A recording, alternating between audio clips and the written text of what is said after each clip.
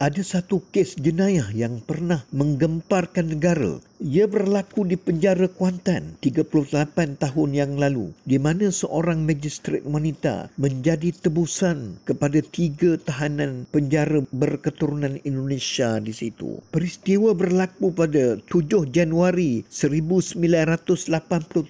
Jam menunjukkan 10.30 pagi. Magistrate Mariana Yahya masuk dan mula menjalankan tugasnya di penjara itu. Satu persatu banduan dikenakan perintah reman. Ada kira-kira 120 orang banduan yang menunggu keputusan sama ada ditahan reman atau disambung reman. Tak kala tiba giliran banduan kelima dipanggil, beliau tiba-tiba bersama banduan ke-6 dan ke-7 terus meluru ke arah Mariana.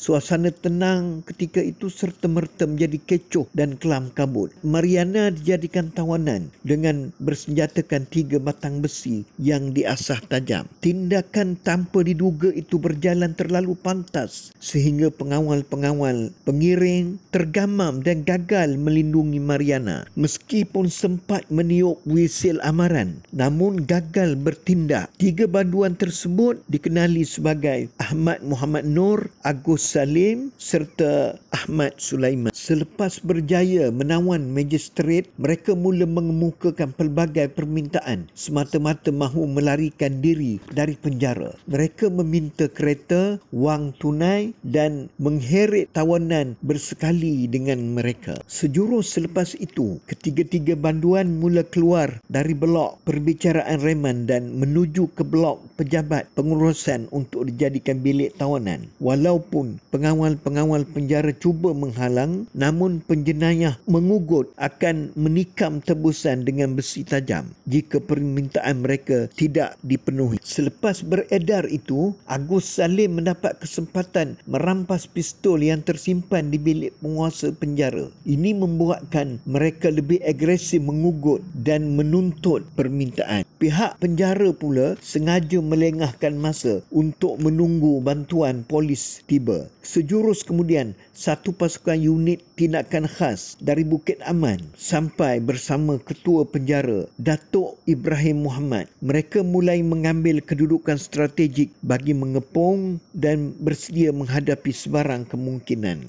Ibrahim sendiri mengetuai rundingan dengan banduan, bermula dengan memujuk mereka supaya menyerah dan membebaskan magistrate. Banduan menekan supaya dipenuhi tuntutan mereka. Pihak penjara berdolak dalih semua tuntutan itu mesti mendapat kelulusan pihak atasan. Strategi melengahkan masa